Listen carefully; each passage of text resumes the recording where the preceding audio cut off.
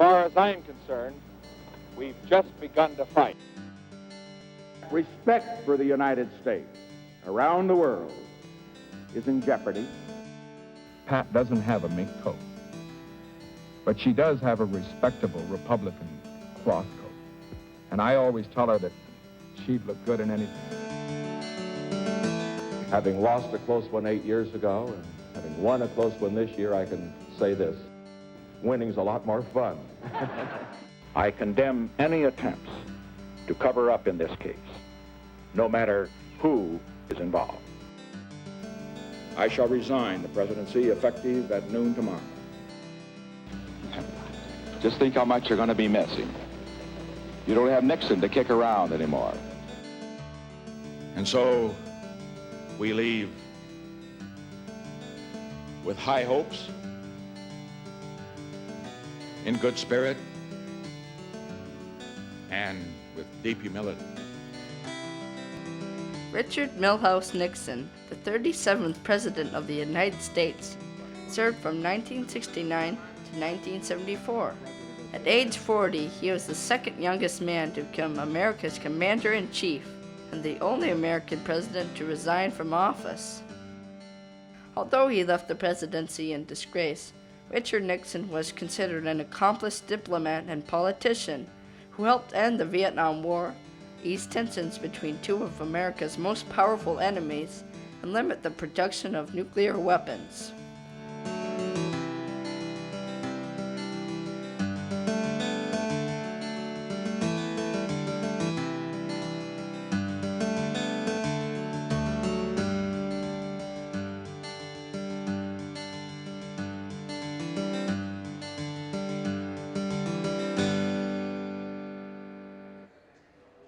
Hi, I'm Matias Scheer at the Richard Nixon Library and Birthplace in Yorba Linda, California. Richard Nixon was born on January 9, 1913, here in Yorba Linda, where he grew up in this humble house. He was the second of the 5 sons of Francis Anthony Nixon and Hannah Milhous Nixon. His father worked as a streetcar conductor, a carpenter, a laborer, and a farmer. His mother, who practiced the strict, peace-loving Quaker religion, helped raise the Nixon sons. When he was 9, the Nixon family moved to nearby Whittier, California, where his father opened a grocery store and a gasoline station. The future president began working at an early age. By 10, he was a part-time bean picker. Later, he worked as a handyman in a packing house, a janitor at a swimming pool, and as a barker at an amusement park. In high school, his favorite subjects were history and civics. He also played football and excelled in debating. By the time he was 17, he entered Whittier College, a Quaker school near Los Angeles. There he won several debating awards and became student body president. Richard Nixon did so well in his studies in college, he was given a scholarship to attend the law school at Duke University in North Carolina. After graduation, he returned to California and became a lawyer in his hometown of Whittier.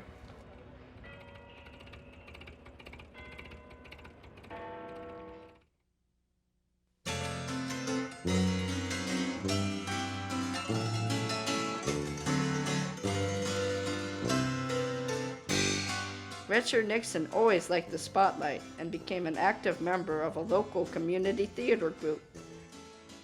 There he met his future wife, Thelma Catherine Ryan, a young teacher at Whittier High School. Known by the nickname Pat, she and Richard Nixon were married on June 21, 1940. Richard Nixon's political career began just after World War II, when he challenged California's Democratic Congressman Jerry Voorhees for a seat in the House of Representatives. I'd suggest that he contact his servant. Much of every congressman's day is taken up by the visits of lobbyists and constituents. Since one of the Running as a Republican, Nixon implied that Voorhees was a communist. Namely, that all men are born equal. He never produced evidence to prove it, but the tactic worked. Nixon won his first bid for elective office when he defeated Voorhees in 1946. In Washington, D.C., the young Republican congressman became a member of the House Committee on Un-American Activities, where he made a name for himself identifying communists who worked in the U.S. government. As far as I'm concerned, we've just begun to fight. Who's the Liar? Might well be the title of the drama which unfolds before a packed caucus room where the House Un-American Affairs Committee members swear in Alger Hiss, former State Department executive. Mr. Hiss is accused of being a former communist and before news cameras faces his accuser. This microfilm was made for the purpose of transmitting these documents in reduced form to the Soviet Union.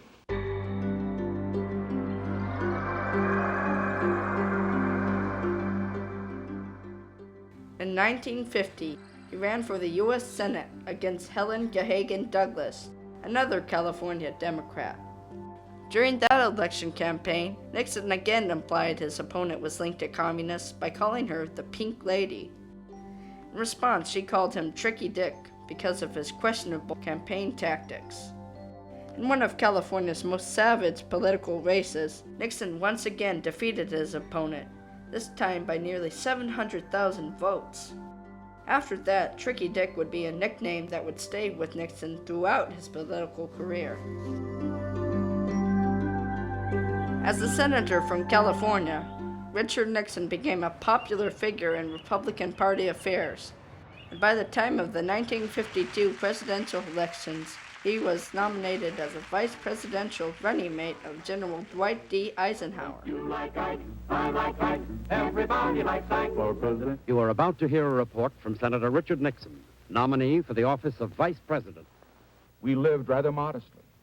For 4 years, we lived in an apartment in Park Fairfax in Alexandria, Virginia. I should say this, that Pat doesn't have a mink coat, but she does have a respectable Republican cloth coat. And I always tell her that she'd look good in anything. Eisenhower and Nixon won the election of 1952. During 2 terms as President Eisenhower's vice president, Richard Nixon took a more active role with Congress than had any previous vice president, and traveled extensively as an ambassador of the United States.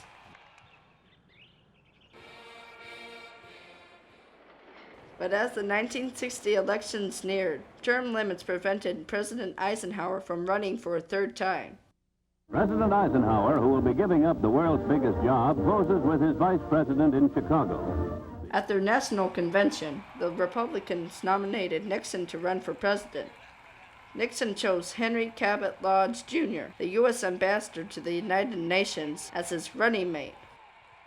Together, they faced a powerful Democratic ticket, Senator John F. Kennedy of Massachusetts for president, and Senator Lyndon B. Johnson of Texas as vice president. He makes may well determine whether you live as free men.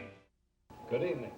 Television and radio stations. During the campaign, Nixon and Kennedy took part in a unique series of television debates. It is essential that a man who's president of this country certainly stand for every program that will mean for growth. And I stand for programs that will mean growth and progress. Most people who watched these great debates agreed that the television cameras made John Kennedy look young and strong, while Nixon came off looking tired and weak. Tired because of a recent illness, and it showed. He declined to wear television makeup and perspired noticeably under the studio lighting.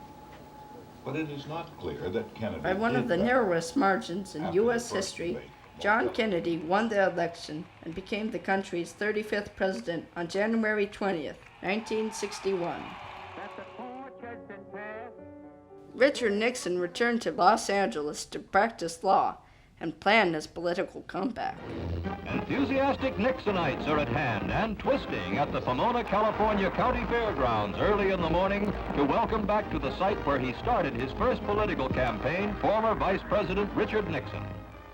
In 1962, he ran for governor of California, but lost to Democratic Governor Edmund G. Brown. Now, after losing 2 important elections in a row, many people felt Richard Nixon's political career was over. And you will now write it, you will interpret it, that's your right. But as I leave you, I want you to know Just think how much you're going to be missing. You don't have Nixon to kick around anymore. But in 1968, he surprised Republicans by entering, then winning several primary elections by large margins. At the Republican National Convention in Miami Beach, he was nominated as the party's presidential candidate for a second time. He chose Governor Spiro T. Agnew of Maryland as his vice presidential running mate.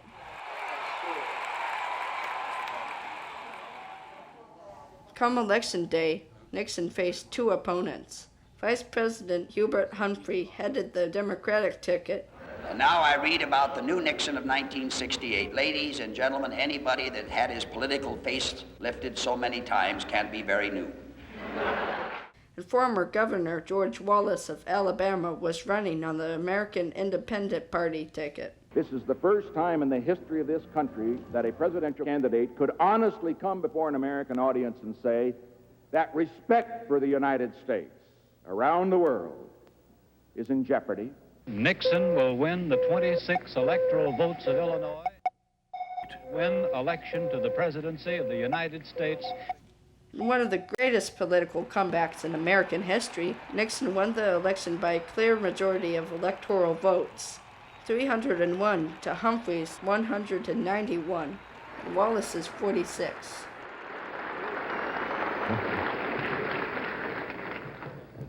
Having lost a close one 8 years ago and having won a close one this year, I can say this: winning's a lot more fun. I, Richard Billhouse Nixon, do solemnly swear. When he was inaugurated in January of 1969, Nixon pledged to end a long-running war raging in Vietnam. The United States had been fighting for many years to keep communist forces from North Vietnam from entering South Vietnam, with little success. Everybody get off the middle of this LZ. Everybody move out. Get out there. Nixon pledged to end the war with honor without abandoning America's allies. This decision divided America, and protests and demonstrations swept the nation. But his foreign policy with other nations was more successful. President Nixon encouraged reopening trade between China and the United States, and in 1971 visited China for 7 days. In May of 1972, he traveled to the Soviet Union, where he met with Leonid Brezhnev, leader of the Soviet Communist Party, and signed agreements to limit the production of nuclear weapons. He also proposed a plan to build an anti-ballistic missile system to protect the U.S. from enemy attack.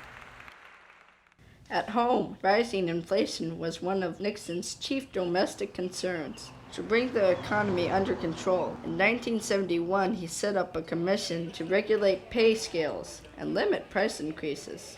As a result, business increased and the inflation rate slowed. He also opened a new era in the space program when on July 20, 1969, Apollo 11 astronauts Neil Armstrong and Buzz Aldrin became the first humans to set foot on the moon. Hello, Neil and Buzz. I'm talking to you by telephone from the Oval Room at the White House. And as you talk to us from the Sea of Tranquility, it inspires us to redouble our efforts to bring peace and tranquility to Earth. During his 2 terms as president, the Nixon White House was calm and reserved, and very formal. The President and First Lady preferred evening wear for social occasions and state dinners at the White House, which Mrs. Nixon decorated with traditional furniture and paintings. In the beginning, Nixon's programs generally met with success, but during his second administration, relations with the Democratic-controlled Congress grew increasingly strained. Then, on June 17, 1972, the Watergate scandal hit. The Democratic National Committee is trying to solve a spy mystery. It began before dawn Saturday when 5 intruders were captured by police inside the offices of the committee in Washington. The 5 men carried cameras and apparently had planted electronic bugs. One of them had several crisp new $100 bills in his pocket. The Democrats say they have no idea who would want to spy on them. It began as a simple burglary at the Watergate building in Washington, D.C., but it grew into something much more. The Senate tonight voted 77-0 to establish a select committee to investigate alleged political espionage in last year's election campaign. That includes the Watergate bugging case. The committee will be headed by North Carolina Democrat Sam Ervin. Secretly recorded audio tapes revealed that top White House aides, maybe even President Nixon himself, had ordered the break-in, then tried to cover it up. I condemn any attempts to cover up in this case, no matter who is involved. This is a rather remarkable letter about the tapes. If you notice, the president says he's heard the tapes, or some of them, and they sustain his position. But he says he's not going to let anybody else hear them, for fear they might draw a different conclusion. This principle of confidentiality of presidential conversations is at stake in the question of these tapes. I must and I shall oppose any efforts to destroy this principle, which is so vital to the conduct of this great office. The Supreme Court rules unanimously that President Nixon must turn over subpoenaed material to Watergate prosecutor Jaworski. John W. Dean III went before the Senate Watergate Committee today, and as expected, gave the committee names, dates, and places involved in the Watergate affair and its cover-up. Where he says the Watergate break-in was plotted by Mitchell, G. Gordon Liddy, and John Dean III, personal counselor to President Nixon. Included among those names of the names of those having knowledge of the cover-up was Dean's former boss, the President of the United States. The thing that's so appalling to me is that the president, when this whole idea was suggested to him, didn't in righteous indignation rise up and say, "Get out of here, you're in the office of the President of the United States. How can you talk about blackmail and bribery and keeping witnesses silent?" The House of Representatives today gave its Judiciary Committee unqualified powers for an investigation to determine if there are sufficient grounds to impeach President Nixon. Then, on October 10, 1973, Vice President Spiro Agnew stunned the nation by resigning after it was discovered that he had accepted bribes while governor of Maryland. To replace Agnew, Nixon quickly named Republican House Minority Leader Gerald R. Ford as his new vice president. But by August of 1974, Nixon himself almost surely faced removal from office for his involvement in the Watergate scandal. During a nationwide television address on August 8th, he told the nation that, like his former vice president, he would also resign from office. I have never been a quitter. To leave office before my term is completed is abhorrent to every instinct in my body. But as president, I must put the interests of America first. Therefore, I shall resign the presidency effective at noon tomorrow. The very next day, with about 2.5 years remaining in his second term, Richard Milhouse Nixon left the White House.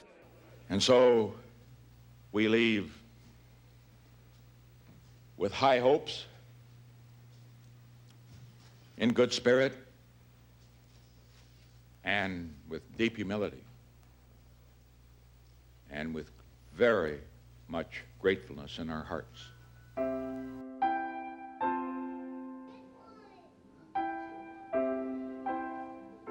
At noon on August 9th, 1974, Vice President Gerald R. Ford was sworn in as America's 38th president.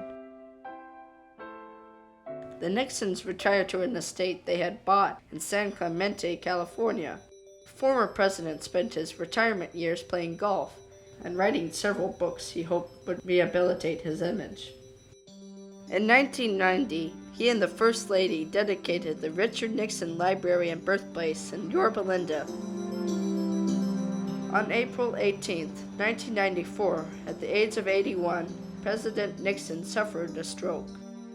3 days later, he lapsed into a coma and died in his sleep. Today, Richard Nixon and his wife, Pat, are buried on the grounds of the Richard Nixon Library.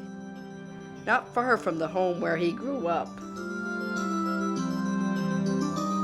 President Richard M. Nixon's remarkable political career was marked by early successes, sound defeats, and spectacular comebacks. His legacy could have been that of an international statesman and tireless worker for world peace. Instead, his successes were overshadowed by a scandal that brought his presidency down in disgrace.